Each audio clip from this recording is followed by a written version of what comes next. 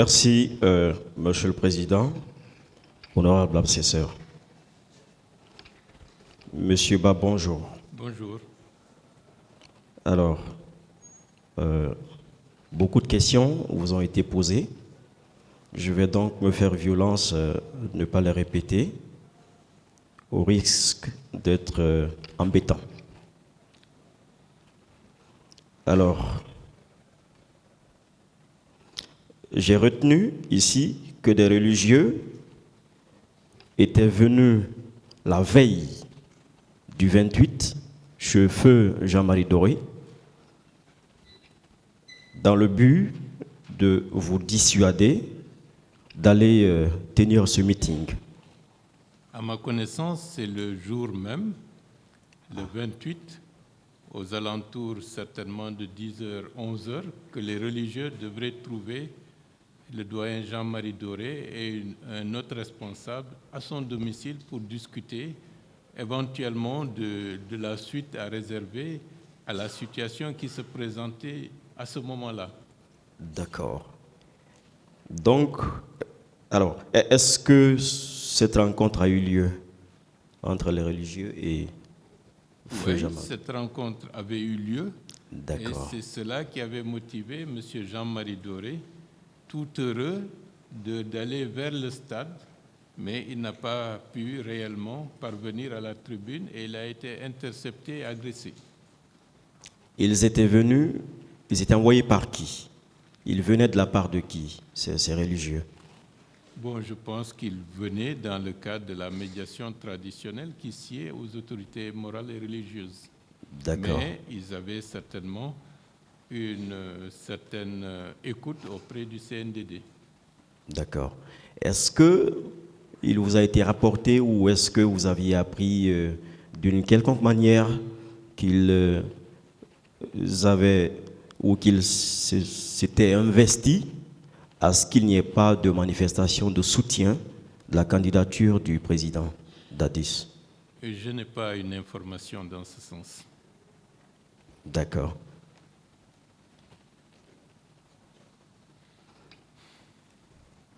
Les représentants des coordinations régionales, dont on dit qu'ils avaient invité tous les acteurs, tous les bords à s'abstenir de tout rapport de force, avait-elle fait un quelconque communiqué ou une quelconque démarche dans le but de faire cesser les mouvements de soutien à la candidature du président Dadis? Ce sont les élus locaux qui ont été convoqués et qui ont été amenés à apporter des motions de soutien à cette candidature. Très bien.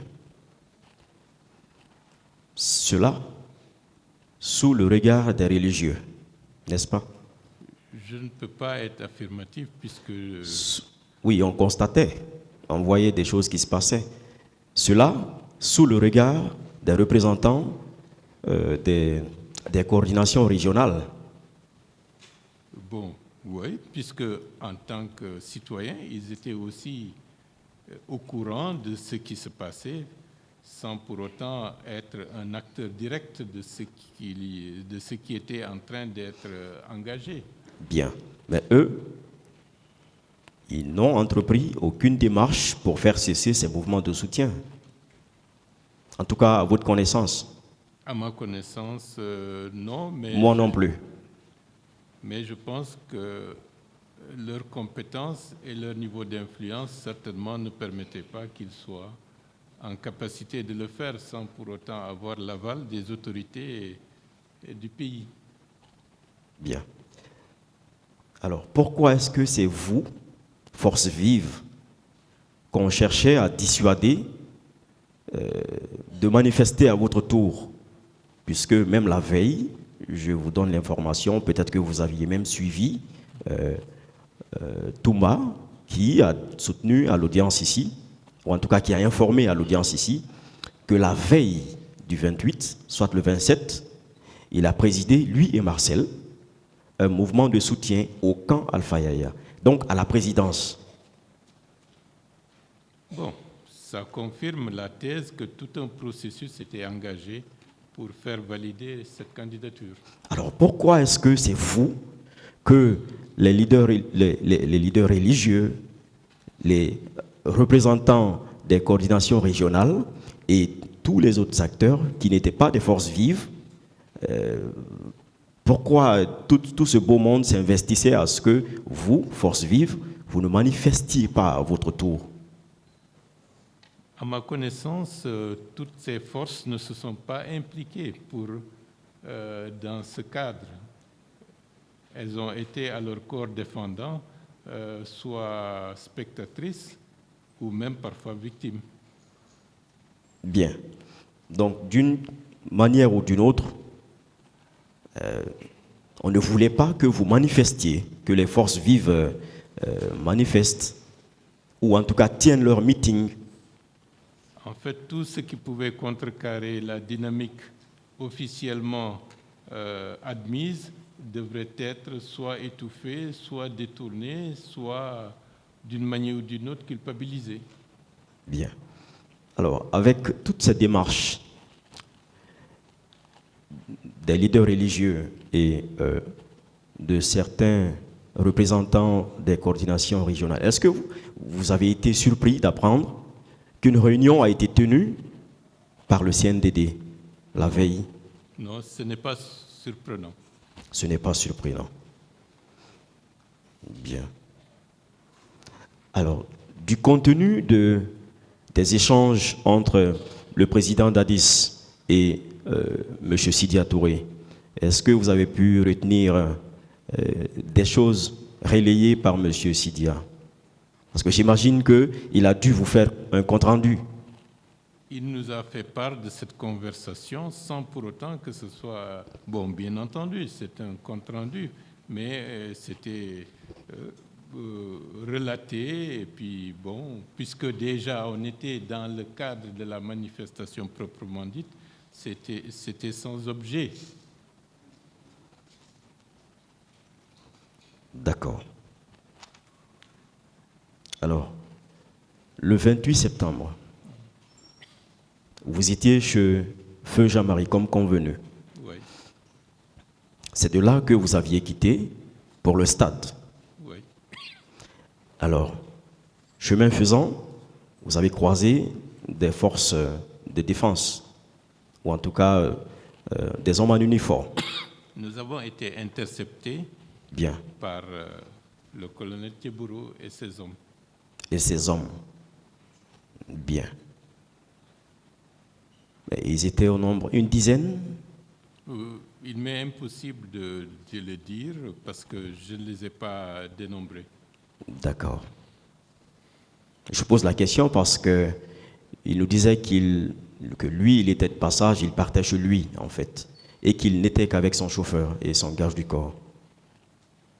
Les circonstances du moment prouvaient, à mon avis, le contraire. Bien, c'était donc le contraire. Alors, les échanges furent cordiaux, c'est ça? J'imagine. Ou je pense avoir retenu que les échanges étaient au départ cordiaux. Oui, puisqu'il n'y avait pas de violence exercée sur qui que ce soit. Entre le colonel Tchebourou et vous? Et nous tous, puisque nous étions... Est-ce qu'on peut, du peu des souvenirs qu'il vous reste, est-ce qu'on peut savoir les termes des échanges? Je ne prêtais pas tellement attention au contenu parce que ce qui m'importait, c'était de veiller à ce que, par ailleurs, que le dispositif puisse avancer, et nous avions fait durer ces entretiens pour permettre aux vagues qui descendaient de la colline de Hamdallahi d'arriver au niveau de l'esplanade. Donc, nous n'avions pas intérêt à bousculer ou à essayer de faire quoi que ce soit comme si on était pressé d'arriver au niveau de l'esplanade. D'accord. Est-ce qu'il a été question que vous partiez sensibiliser les manifestants, ou en tout cas leur demander d'accepter le report et que lui, à son tour, parte libérer des manifestants qui avaient été préalablement détenus? Bon, je pense que c'était la logique qu'il défendait, mais ceux qui discutaient réellement avec lui, notamment M. Diallo Sellou et M. Sidia Touré et d'autres, peuvent être plus explicites par rapport au contenu des échanges qu'il y avait eu lieu à ce niveau-là. Bien. De là, de vos échanges, comment est-ce que vous êtes arrivé au stade, à l'esplanade? Comment est-ce que vous avez pu le dépasser? Est-ce qu'il vous a quitté ou qu'est-ce qui s'est passé pour que vous continuiez?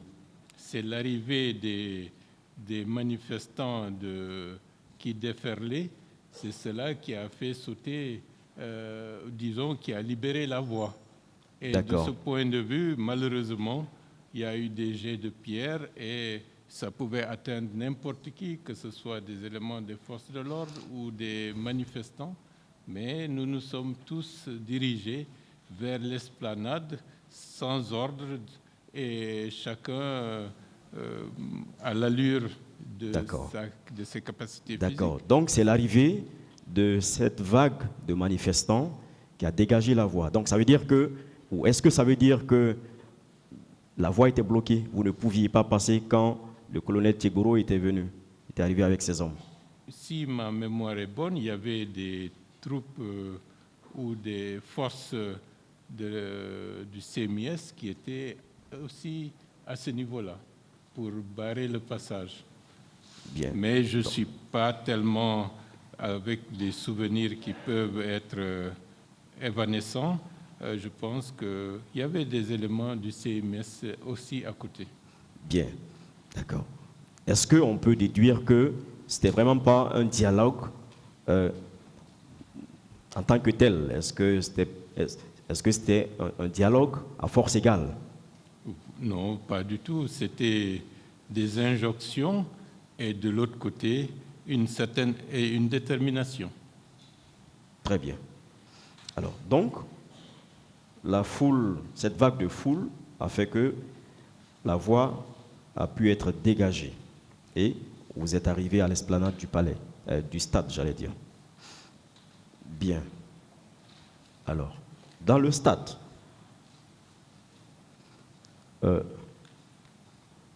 à l'arrivée de Toumba et de ses hommes, et lorsque Toumba vous a enjoint de descendre et que ses hommes aient obéi, bon, oui, vous voulez dire quelque chose? Est-ce que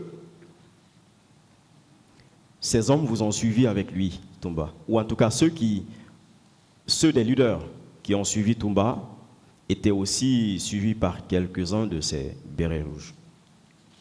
Bon, les circonstances du moment ne me permettaient pas de vérifier, mais tout simplement, je sais que le commandant Toumba Diakité est parti avec le plus gros lot de responsables qui étaient au niveau de la pelouse et que nous sommes restés pour des raisons que je vous ai déjà explicitées.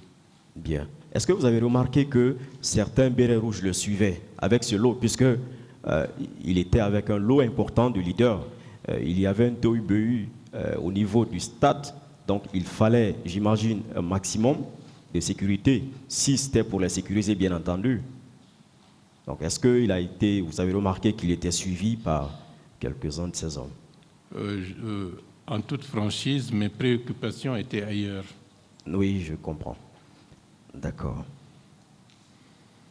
Mais c'est lorsque ces bérets rouges ont fait éruption dans le stade que des tirs ont commencé. Bon, c'est une question de positionnement. Bien avant leur arrivée au niveau de la pelouse, on avait entendu des explosions, des tirs, et les gens qui étaient peut-être à mesure de voir de manière plus précise les scènes ont commencé à s'enfuir. Et c'est dans ces moments-là que nous avons vu le commandant Toumba et quelques hommes arriver au niveau de la pelouse. D'accord. Alors, dans le feu de l'action, vous voyez quelqu'un qui fait éruption avec ses hommes, ça tire partout. Et quelques-uns de ces hommes violentent des gens. Une de ces personnes vous tend la main. Même si c'était votre ennemi, est-ce que pour vous tirer de là, vous accepteriez? Pour vous sortir de là? Ce qui est clair et net, à l'instant où ces événements se sont déroulés, aucun des responsables ne pouvait connaître la destination de cette sortie, du fait d'être tiré du stade. La priorité? En ce qui nous concerne, par exemple, M. Diallo Sellou et moi-même, nous étions dans une situation, j'allais dire, désespérée. Et donc, j'ai ailé le colonel Thiebouro, puisque je le connaissais, et il s'est approché. Donc, dans ces circonstances, à mon niveau, c'était une main de secours qui est venue. Puisque je n'étais pas en mesure d'interpréter cela lors de l'arrivée et du départ des autres responsables, puisque je ne sais pas dans quelle direction ils étaient amenés. Avec l'instinct de survie, on accepterait toute main de sortir de là, toute aide qui pourrait nous sortir de là, du stade, n'est-ce pas?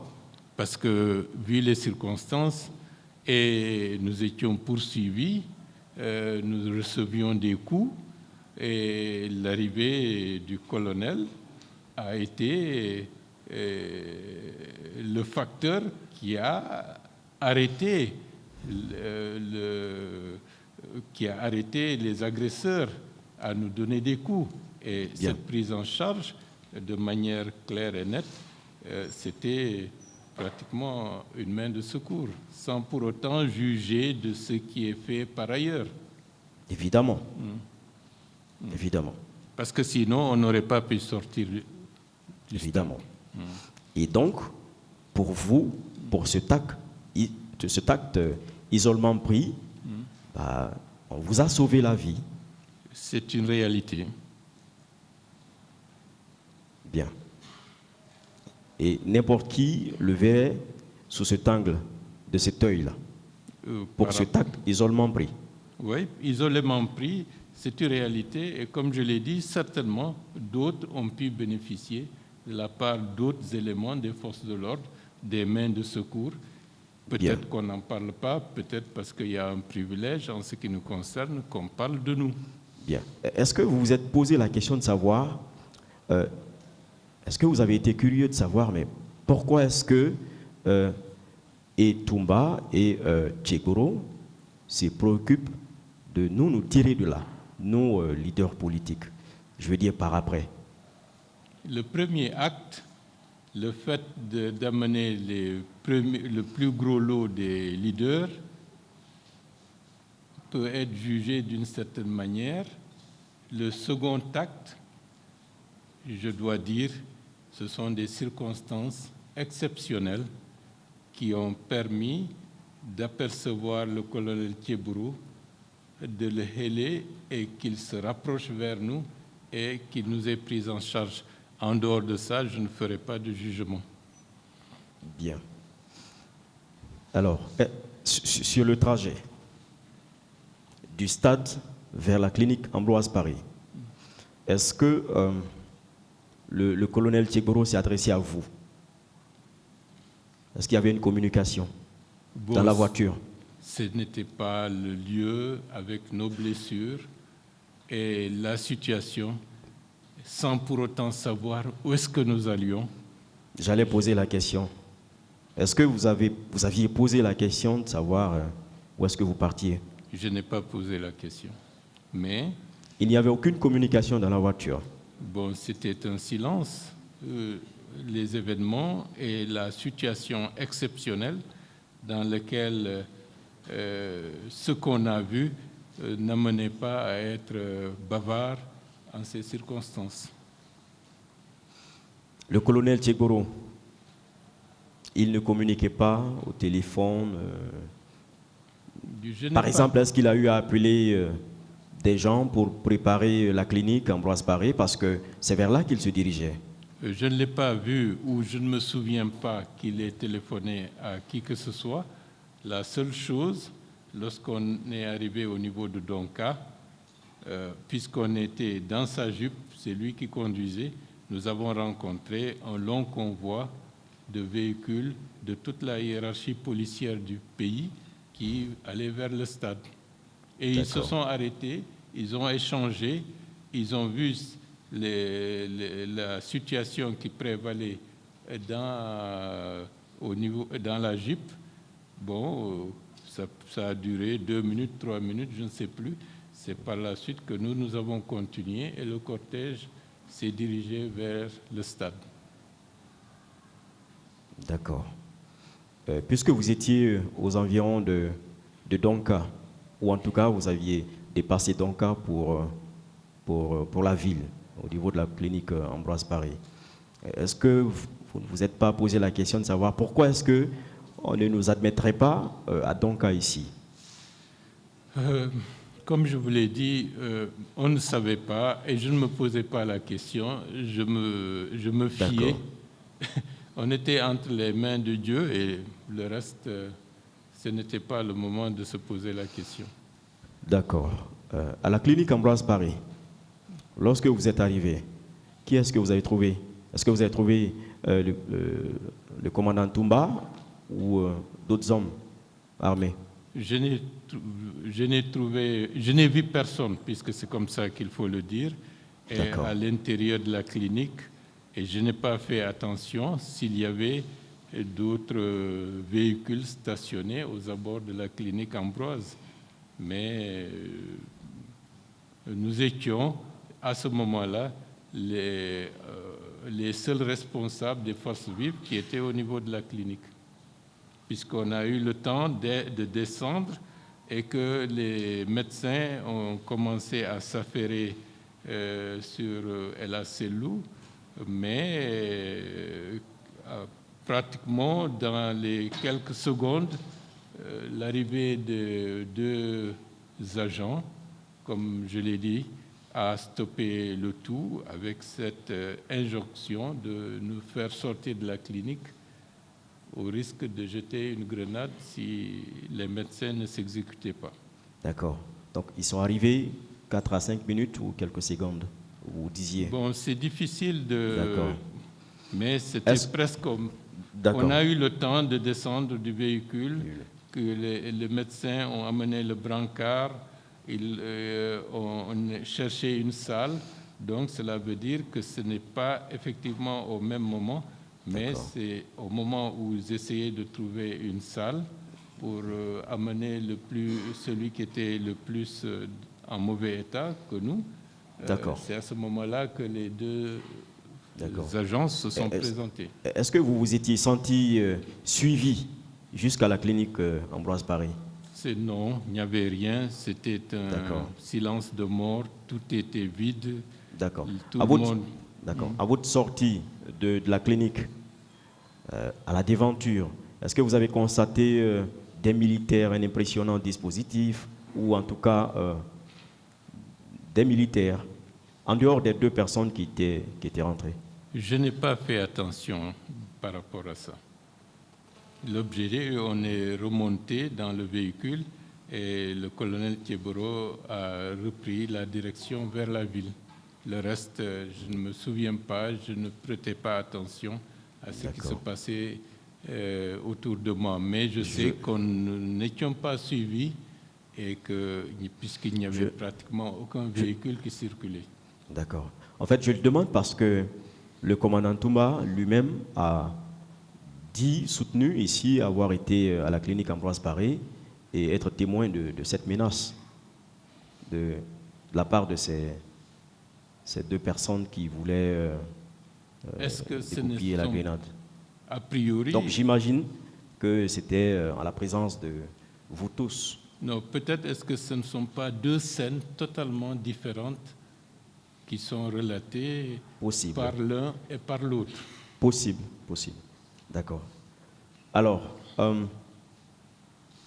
est-ce que le colonel Tchegoron, qui était avec vous, a demandé ce que ces gens voulaient? Ces deux personnes qui sont venues menacer. Je ne pense... Bon, je ne m'en souviens pas. D'accord. Et vous avez quitté la clinique Ambroise Paré pour la ville, pour notamment, j'allais dire, pour le camp Samori. C'est bien cela? Non, on a pris l'axe principal jusqu'au niveau de la Banque centrale. Et j'ai senti que le colonel semblait hésiter. Et par la suite, il a bifurqué vers le camp Samori Touré. Et il nous a amenés directement au dispensaire du camp Samori Touré, où nous avons été pris en charge par l'équipe médicale. D'accord. Donc, le trajet n'était pas directement le camp Samori, c'était vers le port, et arrivé là, au niveau de la Banque centrale, il a bifurqué. Oui. Le trajet le plus court, c'était directement passer par, j'allais dire, sans fil, par exemple, et puis arriver au camp, tout près, si c'était là la destination. Bon, je peux penser qu'en toute logique, il peut se trouver dans une situation de perplexité pour savoir où est-ce qu'il faut amener des blessés qui sont dans sa Jeep et dans des conditions de sécurité qui pouvaient être garanties. D'accord. Je reviens sur une question. Est-ce qu'il communiquait de la clinique Ambroise Paré à la ville? Est-ce qu'il a eu le temps de communiquer? Puisque j'imagine qu'il devait avoir l'air préoccupé. Mettez les téléphones sur le mode silencieux, s'il vous plaît. Je ne me souviens pas, je ne l'ai pas vu communiquer. D'accord. Est-ce que vous vous êtes senti suivi à partir de Ambroise Paré? Parce que des gens sont venus pour dire, pour menacer. Donc j'imagine que ces gens voulaient quelque chose en réalité. Est-ce que vous ne vous êtes pas senti suivi de Ambroise Paré à la ville? Je n'ai pas prêté attention, mais je n'ai pas eu l'impression que nous étions suivis. Parce que sinon, on aurait pu être aussi éjecté du dispensaire du camp Samori Touré. D'accord. Alors, au camp Samori Touré, du camp Samori Touré, où vous avez pu bénéficier de quelques soins, à la clinique Pasteur, qui vous a transporté? Bon, nous avons duré au camp Samori Touré. C'est en fin d'après-midi que l'officier médecin Dr Bangoura, dans son propre véhicule, et je crois qu'il y avait un autre véhicule, si mes souvenirs sont exacts, c'est par ce biais-là que nous avons été amenés à la clinique Pasteur. Est-ce qu'il vous a donné une explication, un motif pour lequel vous devriez être transporté du camp Samori à la clinique Pasteur? Je crois qu'il l'a fait en me disant que les autres leaders sont à la clinique Pasteur. D'accord.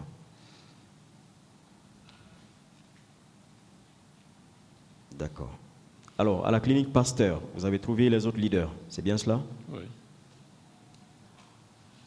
Et quelle impression vous aviez eue lorsque vous êtes venus les trouver tous? Non, c'était déjà bon, sachant déjà que les autres étaient là-bas, et le fait de se retrouver, c'était un soulagement de voir que malgré les blessures des uns et des autres, ils étaient tous indemnes, bon, tout au fond de nous-mêmes, regrettant des faits macabres qui se sont déroulés et dont on n'avait pas à ce moment-là une réelle conscience de l'ampleur que ça avait pris. Parce que nous, on peut dire, de l'arrivée du commandant Toumba Diakité et de notre sortie, est-ce que c'est 10 minutes, 20 minutes, 30 minutes? Et que par la suite, seul Dieu sait ce qui s'est passé à l'intérieur pour les milliers de personnes qui étaient pratiquement séquestrés à l'intérieur du Et stade. D'accord. Y avait-il toujours des militaires postés à la clinique Pasteur? Moi, je crois que l'entrée était interdite et le passage, le dispositif de sécurité était maximal à ce niveau-là. Bien. Bon, je dirais le dispositif de contrôle, pas de sécurité. Bien, bon, ça c'est d'après moi. Alors, est-ce que vous aviez eu des proches, des parents, vous avez perdu des parents, des proches au stade? Comme je l'ai dit, je considère en tant que responsable que tous ceux qui ont perdu leur vie, ce sont des proches. Bien. Alors, est-ce que vous avez entrepris des démarches? Quand je dis vous, pas forcément vous personnellement, mais les forces vives. Est-ce que vous aviez entrepris des démarches pour, par exemple, entrer en possession des corps ou faire en sorte que les parents des victimes puissent entrer en possession des corps? Tout ce qui était humainement possible, nous l'avons fait, la collecte des informations pour connaître le nombre de morts, les disparus, les blessés, et que par la suite, lorsque l'atmosphère s'est détendue, nous avons organisé des tournées pour aller de maison en maison, apporter un petit réconfort à certaines personnes qui avaient perdu les leurs, et ça nous permettait d'avoir une information beaucoup plus complète qui était en train d'être initiée. Donc ça, nous l'avons fait. Alors, est-ce qu'il y avait des obstacles au niveau de l'administration pour entrer en possession des corps ou avoir des informations exactes? On n'a pas pris contact, à moi, à titre personnel, en contact avec des officiels. Mais le vendredi suivant, au niveau de... Nous avons appris que les corps allaient être restitués aux familles et nous nous sommes rendus à la mosquée Faisal pour accompagner certaines victimes et s'enquérir du nombre de victimes, de leur identité, et c'est ce qui a été fait. Lorsque vous avez entendu le nombre de victimes de mort qui a été déclaré, quelles ont été vos impressions? Comme nous savions qu'il y avait déjà des disparus, nous ne prenions pas en considération le nombre de corps qui étaient exposés, parce que nous savions qu'il y avait d'autres corps, et c'est cela que nous avions à l'esprit à ce moment-là. Merci bien, Monsieur Ba. Merci, Monsieur le Président.